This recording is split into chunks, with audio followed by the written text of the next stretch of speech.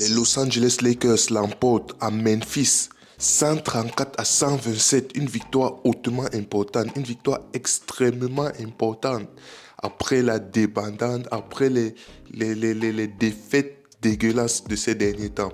Les Lakers qui affrontaient donc les Memphis Grizzlies avec un Ja Morant qui est de retour, un Ja Morant en forme, un Ja Morant qui était prêt à nous faire du mal.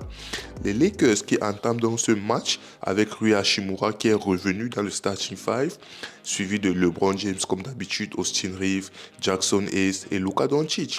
Les Lakers qui, dans cette première mi-temps, étaient extrêmement adroits à 3 points, ce qui est vraiment inhabituel ces derniers temps, vu les trous d'air que les Lakers ont. Les Lakers, ils finissent la mi-temps à 50%. Gabe Vincent, il finit la mi-temps à, si je ne me trompe pas, il a 4 sur 5 à 3 points. Gabe Vincent, il est en feu, il est chaud. LeBron James qui a recommencé à mettre des tris. LeBron James qui a recommencé à marquer à 3 points. Dès le premier quart-temps, LeBron James a mis un 3 points. Si je me rappelle bien, je crois qu'il doit être sur une série de peut-être depuis qu'il est revenu de blessure, en tout cas, c'est peut-être un 3 points marqué en peut-être 20-25 tentatives. Mais LeBron James qui d'emblée a mis un 3 points. Ce qui est incroyable. Et il faut noter que monsieur, il a mis le bandeau. LeBron Bando est de retour. L'antagoniste ultime est de retour. Comme quoi, il fallait changer quelque chose. Comme quoi, il a compris que dernièrement, il ne fait pas de très bons matchs et la fin de saison arrive et on a besoin de victoires. Chaque victoire est extrêmement importante et chaque défaite fait extrêmement mal. Du coup, LeBron James qui est entré dans ce match de manière très engagée, son shoot dans l'ensemble du match, le match global, le shoot de LeBron James était un peu de retour. Je peux dire il est de retour à 60%. Pourquoi? Parce qu'il a recommencé à mettre ses jumpers, il a recommencé à mettre ses mid-range, il a recommencé à mettre ses petits fadeaway de temps en temps. Et il a mis 2-3 points dans ce match, si je ne me trompe pas, 2-3 points en 5 tentatives. LeBron James qui, lorsqu'il joue comme ça fait du bien. Pourquoi? Parce que LeBron James, dans ce match, il finit à 25 points, si je ne me trompe pas. LeBron James, il finit à 25 points. Comme d'habitude, à la passe, il n'y a rien à dire. À la passe, il finit avec 8 passes, 6 rebonds, un peu moins de rebonds. Mais on peut compenser parce qu'il y a les autres qui sont là pour faire le taf. Du coup, match solide de LeBron James. Bon match de LeBron James. Ou plus minus, si je ne me trompe pas, il finit avec -1. Mais lorsque tu vois le match, tu vois l'impact, tu vois les trucs défensifs qu'il apporte. À un moment donné, il a fait un bloc sur Ja Morant, si je ne me trompe pas. Donc, LeBron James, vraiment, bon match de sa part. Très bon match. Maintenant, ce qui concerne Luka Doncic. Luka Doncic, il fait du Luka Doncic. Il finit encore une fois à 29 points. C'est quoi? 29 points, 9 assists, 8 rebonds. À ça, du triple-double. Luka Doncic, vraiment, c'est la superstar qu'il pense être. C'est-à-dire, même s'il fait un mauvais match, il s'arrange quand même à être à 20 points et plus. Et lorsqu'il fait un bon match, ça se voit. Pourquoi? Parce qu'il est disponible partout. Luka Doncic a la passe. On ne compte pas le nombre de drives que Luka Doncic a fait. Comment dire, il a forcé la défense à se concentrer sur lui. Et pour finir, il fait des passes à l'extérieur pour ses shooters qui sont libres comme on dirait, c'est l'entraînement pour ces shooters. C'est pour dire à quel point la gravité de Luka Doncic est énorme. Lorsque Luka Doncic est sur le parquet, la défense est sur le qui-vive. Donc, Luka Doncic, très bon match au rebond, à la passe, au scoring. C'est N1. On recommence à tomber. C'est fadeaway qu'il ratait lors du dernier match. On recommence à entrer. Ces 3 points sont entrés. Donc, dans l'ensemble, Luka Doncic, très bon match. Mais alors, celui que je veux souligner d'abord, c'est qui? C'est Monsieur Austin Reeves. Depuis la blessure de LeBron, déjà bien avant LeBron, on savait que Austin Reeves, il était fort, tu vois. Mais depuis la blessure de LeBron, Austin Reeves a passé un cap.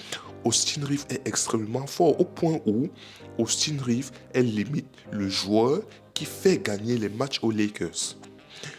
Austin Reeves, il faut bien remarquer sur les derniers matchs, Austin Reeves, les paniers les plus décisifs. C'est vrai, Lorsqu'il va rester un shoot ou bien du moins le shoot pour la gagne, il y a une hiérarchie. Soit c'est LeBron, soit c'est Luka. Mais avant d'arriver au shoot pour la gagne, qu'est-ce qui se passe? Qui fait en sorte que les Lakers sont en position d'avoir le shoot pour la gagne? Généralement, c'est Austin Reeves. Austin Reeves fait un taf magnifique. Austin Reeves qui finit encore avec 31 points. Lors du dernier match face à Chicago, si je ne me trompe pas, Austin Reeves, il était encore à 31 points. Sauf qu'à la fin, on a fait du n'importe quoi. On a perdu avec, dans le scénario que tout le monde connaît avec ce buzzer beater à la fin. Mais Austin Reeves, il faisait un match solide. Il était encore à 30 points et plus. Austin Reeves, depuis la blessure de LeBron, il tourne minimum à 27-28 points de moyenne. Austin Reeves est exceptionnel. On compte sur les doigts d'une main le nombre de matchs qu'il a fait à moins de 20 points.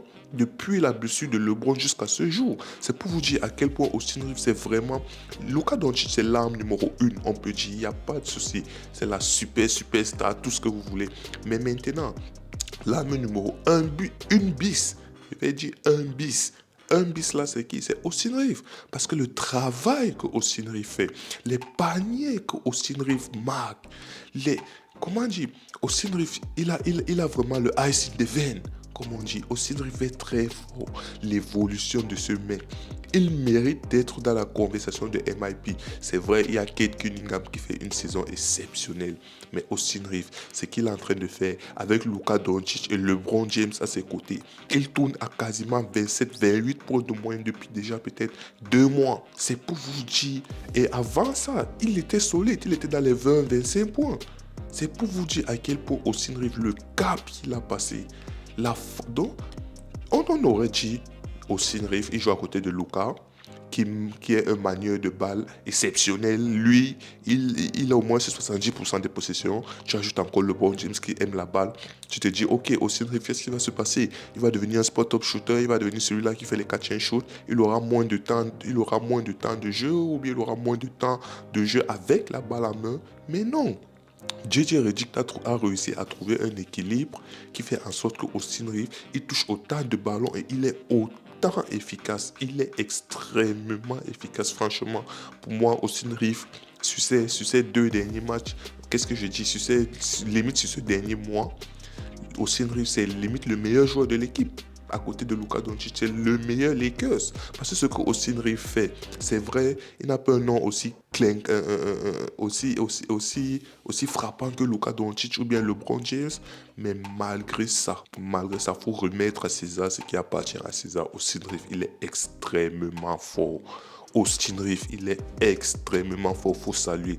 Maintenant, ces 3-là, ils ont fait un très bon match. Comme je l'ai dit, LeBron finit à 25 points, Luka Doncic finit à 29, Austin Reeves finit à 31 points. Mais alors, les seconds couteaux, que ce soit Gabe Vincent, que ce soit Dorian Finney-Smith, que ce soit Rui Hachimura, dans l'ensemble, ils sont là où on les attend.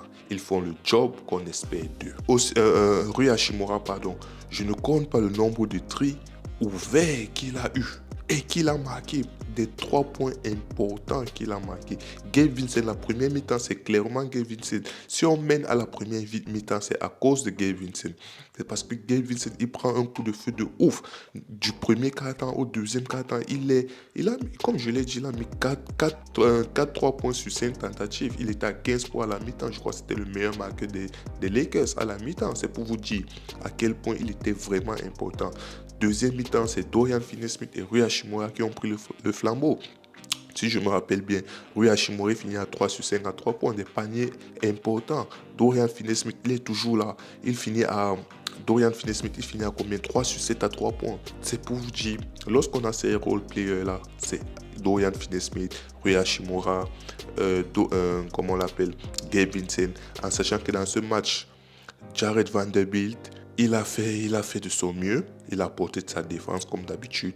Lui, ce n'est pas quelqu'un que, pour voir son apport, on va forcément regarder les statistiques. Mais sinon, dans l'ensemble, magnifique. On sait gérer. Le seul point négatif du côté des joueurs, ce qui me fait un peu mal, c'est le Dalton Connect. On sait bien que Dalton Connect, c'est un joueur, si tu le mets dans des bonnes conditions, c'est un joueur qui est extrêmement fort à 3 points. C'est un shooter à 3 points incroyable. Mais alors, défensivement, il se fait cibler de ouf. Défensivement, c'est extrêmement compliqué. Du coup, Ce truc-là, en défense, fait en sorte qu'il perd la confiance.